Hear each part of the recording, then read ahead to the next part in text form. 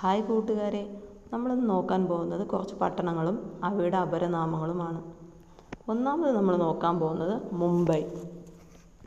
എനിക്ക് വായിച്ചപ്പോൾ കിട്ടിയ ചെറിയ ചെറിയ കോഡുകളെന്ന് പോലും പറയാൻ പറ്റില്ല, ചെറിയ കണക്ഷൻ വെച്ചിട്ടാണ് നമ്മൾ നോക്കുന്നത്. നിങ്ങൾക്ക് ഇഷ്ടമായെങ്കിൽ നിങ്ങൾ ലൈക്ക് ചെയ്യാൻ മറക്കരുത്. ഒന്നാമത് മുംബൈയാണ്. മുംബൈയെ നമ്മുടെ ഇന്ത്യയുടെ പ്രവേശന കവാടം എന്നാണ് അറിയപ്പെടുന്നത്. അപ്പോൾ നമ്മളിപ്പോൾ എവിടെയെങ്കിലും ബൈ പറഞ്ഞ് പോകുമ്പോൾ മുംബൈ, അതിൽ നിന്ന് നമുക്ക് ബൈയെ കിട്ടും. അല്ലെങ്കിൽ ബൈ പറഞ്ഞ് പോകുന്നത് നമ്മൾ കവാടത്തിൽ വെച്ചിട്ടാണ് അല്ലേ, എൻട്രൻസിൽ വെച്ചിട്ടാണ്. നമ്മളിപ്പോൾ വീട്ടിൽ ആരെങ്കിലും വന്നാൽ നമ്മൾ പുറത്ത് ഗേറ്റ് വരെ അവരെ യാത്രയാക്കാറുണ്ട്. അതുപോലെ ഗേറ്റിൻ്റെ അവിടെ നിന്ന് അല്ലെങ്കിൽ കവാടത്തിൻ്റെ അവിടെ നിന്ന് ബൈ പറയുന്നതെന്ന് ഓർമ്മിച്ചാൽ മതി. അപ്പോൾ ഇന്ത്യയുടെ പ്രവേശന കവാടം എന്നറിയപ്പെടുന്നത് മുംബൈയാണ്. ഇന്ത്യയുടെ സാമ്പത്തിക തലസ്ഥാനം എന്നറിയപ്പെടുന്നതും മുംബൈയാണ്. അടുത്ത് ഇന്ത്യയുടെ ഹോളിവുഡ് നടന്മാരൊക്കെ അല്ലെങ്കിൽ നടിമാരൊക്കെ കൂടുതൽ മുംബൈക്കാരാണ്.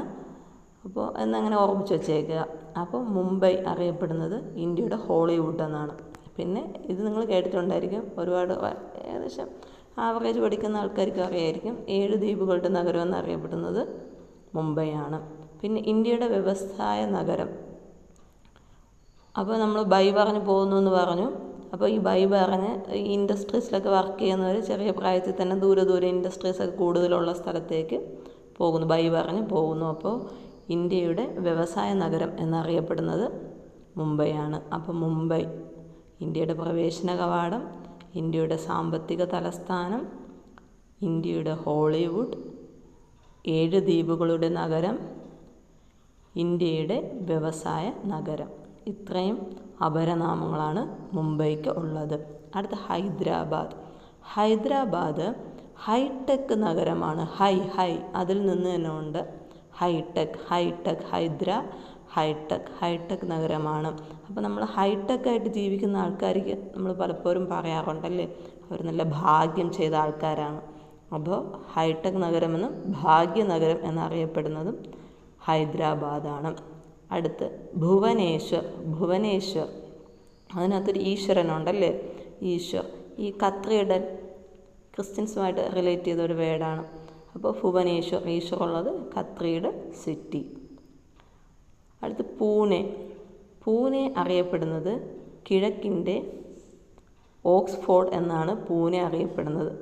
അതുപോലെ തന്നെ ഡെക്കാൻ്റെ റാണി എന്നറിയപ്പെടുന്നതും പൂനെയാണ്.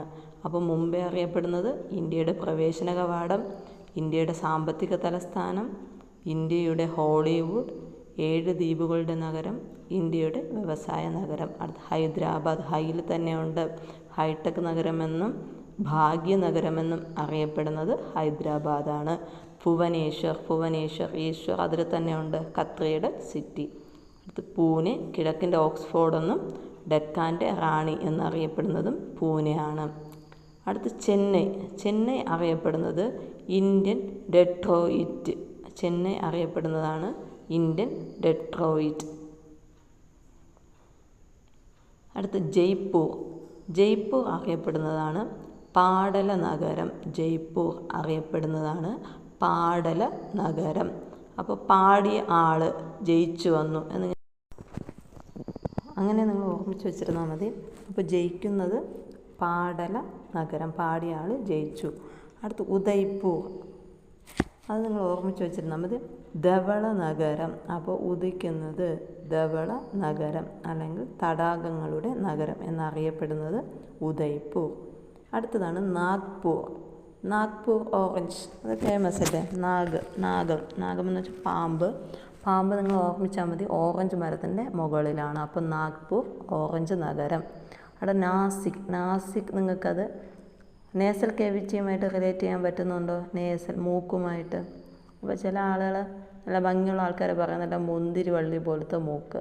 അപ്പോൾ നാസിക് മുന്തിരി നഗരം. അത് ഷില്ലോങ് ലോങ് എന്നൊരു വേർഡ് കിട്ടുന്നില്ലേ. അപ്പോൾ ലോങ് ആയിട്ടുള്ള ഒരു കോട്ട്, സ്കോട്ട്ലാൻഡ് കിഴക്കിൻ്റെ സ്കോട്ട്ലാൻഡ്. അടുത്ത് സൂററ്റ് നിങ്ങൾക്കറിയാം വജ്രനഗരം. അപ്പോൾ സൂററ്റ് എന്നറിയപ്പെടുന്നത് വജ്രനഗരമാണ്. അടുത്ത് അപ്പോൾ ഇന്നെന്ന് പറയുമ്പോൾ അകത്ത് എന്നൊരു മീനിങ് കിട്ടുന്നില്ലേ, അപ്പോൾ ഇൻഡോർ അഹല്യ നഗരി. അടുത്ത അമൃത്സർ സോളാർ സിറ്റി. അമൃത്സർ അറിയപ്പെടുന്നത് സോളാർ സിറ്റി. അടുത്ത് വരുന്നതാണ് സോളാർ സിറ്റി മാത്രമല്ല, അതുപോലെ സുവർണക്ഷേത്ര നഗരം എന്നറിയപ്പെടുന്നതും അമൃത്സർ ആണ്. ദക്ഷിണ ഇന്ത്യയുടെ ധാന്യക്കലവറ എന്നറിയപ്പെടുന്നതും അമൃത്സർ ആണ്. അടുത്ത കോയമ്പത്തൂർ. കോയമ്പത്തൂർ തെക്കേ ഇന്ത്യയിലെ മാഞ്ചസ്റ്റർ എന്നറിയപ്പെടുന്നത് കോയമ്പത്തൂരാണ്.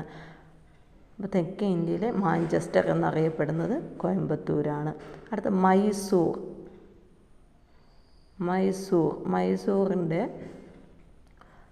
അപരനാമമാണ് ചന്ദന നഗരം. ചന്ദന നഗരം എന്നറിയപ്പെടുന്നതാണ് മൈസൂർ.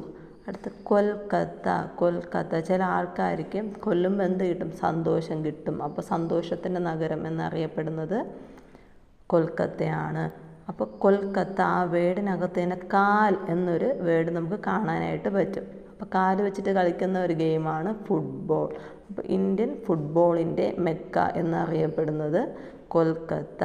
അടുത്ത് കൊൽക്കത്ത. അപ്പോൾ കോയിൽ നിന്ന് തന്നെ നിങ്ങൾക്ക് കൊട്ടാരങ്ങളുടെ നഗരം, കൊട്ടാരങ്ങളുടെ നഗരം എന്നറിയപ്പെടുന്നതും കൊൽക്കത്തയാണ്. അടുത്ത് ശാസ്ത്ര നഗരം എന്നറിയപ്പെടുന്നതും കൊൽക്കത്തയാണ്. അടുത്ത് ഋഷികേശ് അറിയപ്പെടുന്നതാണ്. അപ്പോൾ ഋഷികേശ് അറിയപ്പെടുന്നത് യോഗ തലസ്ഥാനം എന്നാണ്. ഋഷിമാരൊക്കെ എന്ത് ചെയ്യും? കൂടുതലായിട്ട് ഇങ്ങനെ ഹഠയോഗ അങ്ങനെ തുടങ്ങിയ കഠിനമായിട്ടുള്ള യോഗ അഭ്യാസങ്ങളൊക്കെ ചെയ്യാറുണ്ട്.